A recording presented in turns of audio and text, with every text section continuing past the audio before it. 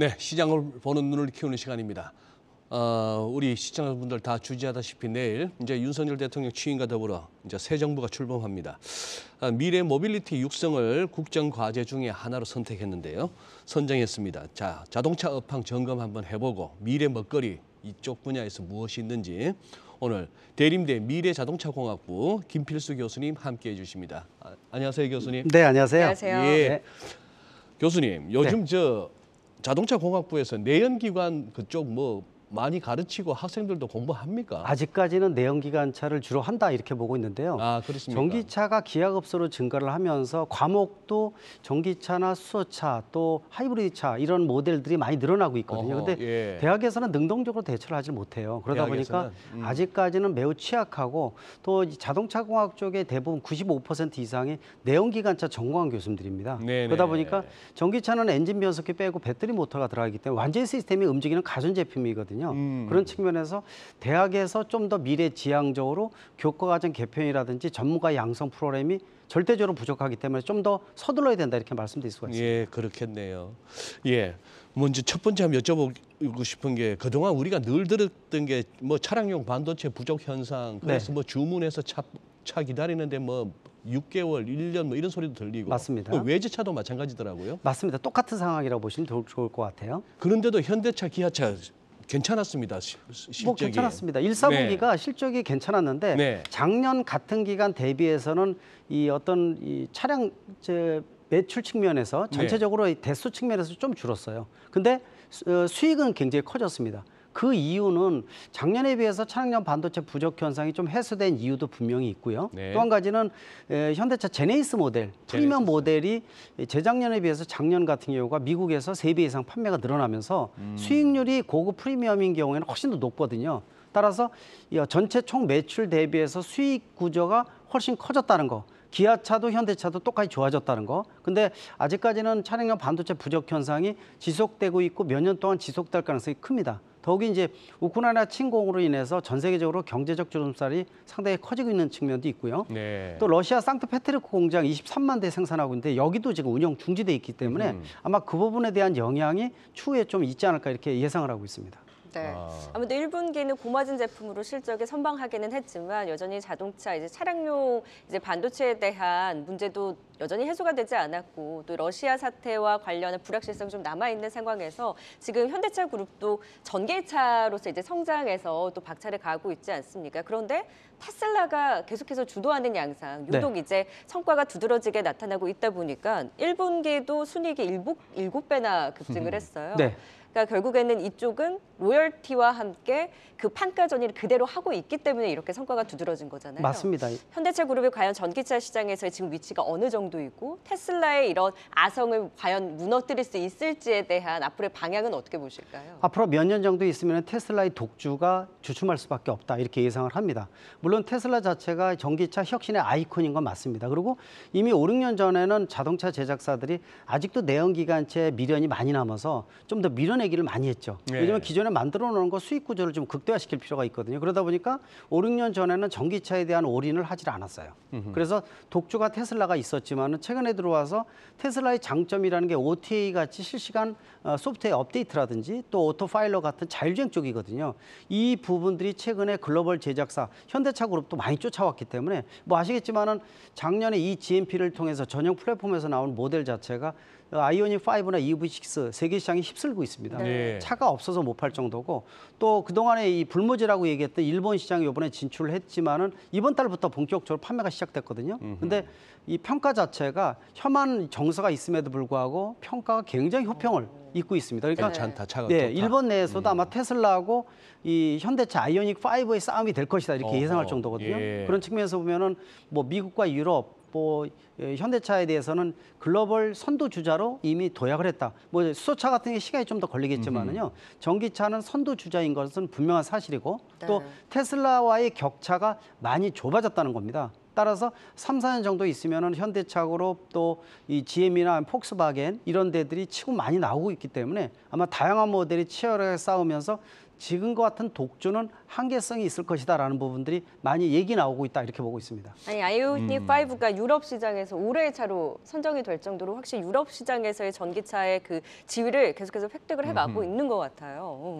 근데 교수님 말씀 듣다 보니까 네. 갑자기 또 엿듣고 싶은 게 생각났는데 뭐 워낙에 우리 또 미국 주식 투자하시는 분들 중에 또 이렇게 들고 계신 분들도 있어가지고 리비안이나 루시드 같은 게가 네.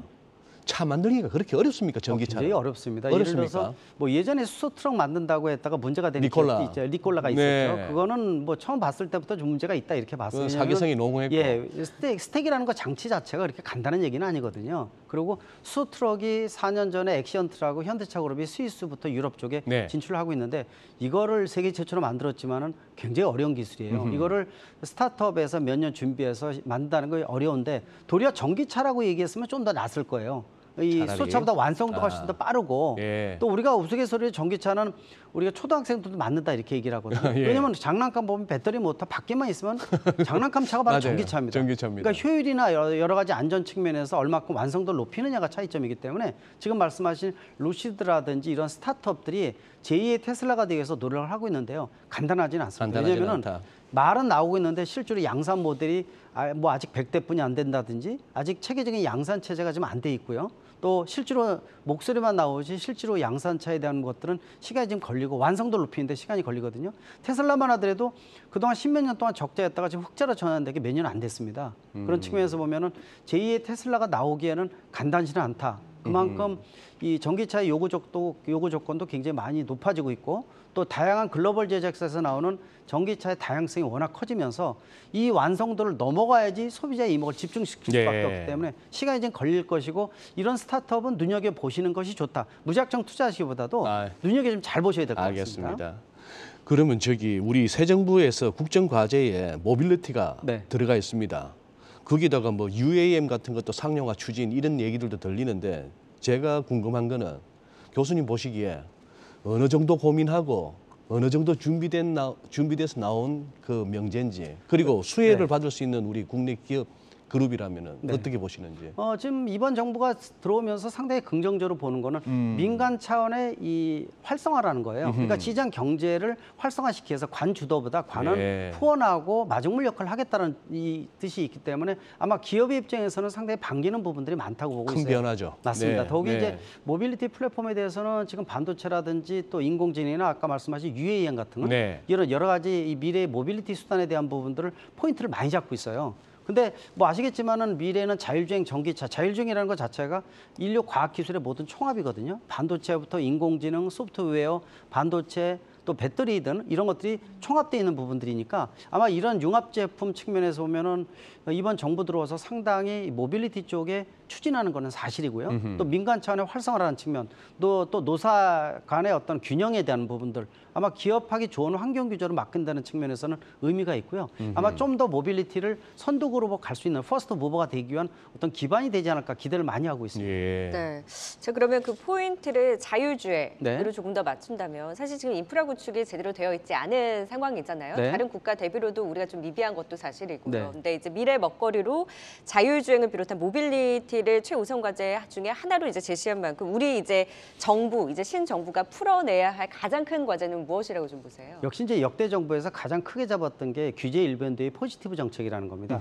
규제가 너무 많다 보니까 규제가 없는데도 유권 해석에서 새로운 규제를 만들 정도니까 기업하기 진짜 힘들다 이렇게 얘기를 하고 있거든요. 예. 근데 이런 50년 이상의 관행을 한 번에 뜯기는 어렵습니다. 규제 샌드박스 등 다양한 정책을 하고 있는데 이 부분들을 좀 더 가속화를 시켜야 됩니다. 좀 더 자율주행하기 위해서는 길거리에서 테스트할 수 있는 기반도 마련이 중요하고요. 또 인프라 구축이라든지 특히 가장 중요한 것이 아까 처음에 질문하셨던 대학에서의 어떤 소프트웨어 전문가라든지 또 인공지능 전문가가 절대적으로 부족합니다. 네. 그렇지 않아도 다른 전기차나 배터리 쪽은 세계적인 수준까지 올라갔지만은 핵심적으로 미래의 먹거리인 자율주행 관련 기술은 선진국 대비해서 3년 정도 뒤져 있어요. 그중에서도 소프트웨어, 인공지능 쪽은 전문가가 워낙 짙거든요. 그런 측면에서 좀 더 이 낙후된 부분들을 얼마큼 정부가 제대로 산학 연구원이 모여서 또 자리매김하느냐가 관건이기 때문에 포인트를 제대로 잡는 것, 균형 발전이 돼야지 미래의 퍼스트 무버가 될 수 있다 이렇게 말씀드릴 수가 있습니다. 아, 예.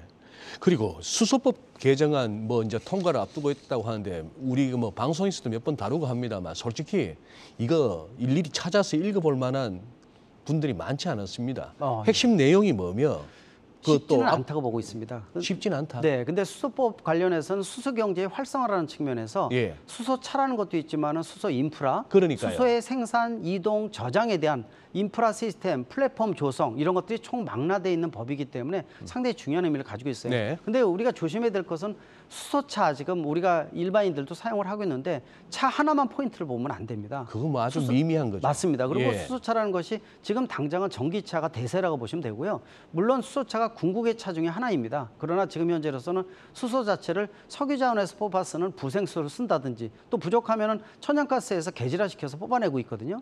물을 전기 분해해서 신재생에너지를 통해서 그린 수소를 뽑아내야 되는데 이 기술의 완성도가 오기에는 10년 이상 걸려요. 그렇기 때문에 우리가 이제 그런 얘기를 하죠. 미국과 유럽이 수소차를 못하는 게 아니라 안 한다. 안 한다는 네. 얘기는 아직 비즈니스 모델에게는 시간이 좀 더 걸린다는 측면. 그리고 따라서 수소차가 일반 세단 같은 승용차보다도 상용차 포인트가 많습니다. 네, 예를 네. 들어서 기차나 트램이나 선박이라든지 또 대형 트럭이나 장거리 트레일러용, 특히 이제 건설기계 중장비 쪽은요. 예.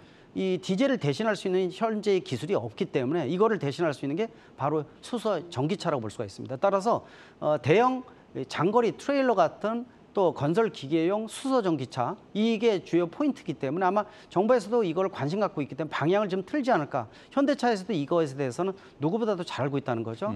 그래서 방향을 틀면서 좀 더 효율화시키는 작업이 수소차의 방향이 아닐까. 또 수소의 경제를 활성화시키기 위한 다양한 방법이 좀 뭉쳐야 된다 이렇게 보고 있습니다. 그래서 수소 버스부터 계속해서 그 움직임이 나오는 것 네, 같아요. 맞습니다. 지금 쭉 이제 미래차에 대한 앞으로 이제 현황과 나아갈 방향에 대해서 짚어주셨는데 사실 이 안에서도 전기차가 어쨌든 지금 대세이고 단기적으로 눈앞에 보이는 거고 궁극적으로는 자율주행까지 간다고 하면 이제 투자자의 입장에서 어디를 관심을 가져야 할지 특히나 배터리 리사이클링 사업 쪽에 가장 관심 갖고 계신 것 맞습니다. 같아요. 배터리 리사이클링은 미래의 먹거리다. 우리가 일명 도시광산이라고 얘기를 하고 있거든요. 문제는 우크라이나 이 침공 사태가 터지면서 러시아가 규제가 되다 보니까 이 배터리 원자재에 대한 수입을 전체적으로 못 하고 있어요. 또 가격이 아시겠지만은 리튬이나 서너 배 이상 올라갔거든요. 그래서 이렇게 가격이 원자재가 무작정 올라가게 되면은 배터리 가격 낮추고 전기차 가격 낮추는데 한계점이 있습니다. 이때 바로 폐배터리를 이용을 해서 리사이클링 재활용을 하는 겁니다. 이 속에서 90% 이상의 리튬과 또 니켈, 코발트 이런 것들 다 뽑아낼 수가 있거든요. 네. 이런 부분들은 국내에서 아직 법적으로 대기환경 보존법의 시행령 시행규칙이 아직 안 만들어져 있지만 우리나라뿐만 아니라 전 세계적으로 마찬가지예요. 이제 시작이라는 거거든요. 근데 벌써 전기차가 2,000대 이상 폐차되면서 뭐 배터리가 많이 쏟아져 나오고 있거든요. 그래서 이 부분들을 제대로 재활용해서 뽑아낸다면은 원자재 가격이 올라가는데 역전도 시간 문제라고 보고 있습니다. 그런 측면에서 도시 광산 산업 이것도 예. 굉장히 중요한 부분이어서 앞으로 투자를 하실 때 배터리 리사이클링 산업에서 몇 개가 안 되는데요. 주요 기술을 예. 가지고 있는 데들 주요 포인트를 잡으시면 좋을 것 같습니다. 네, 폐배터리 관련주들에 대한 관심을 지금부터 조금 더 포인트를 맞춰서 좀 가져보자에 대한 투자 의견까지 주셨습니다.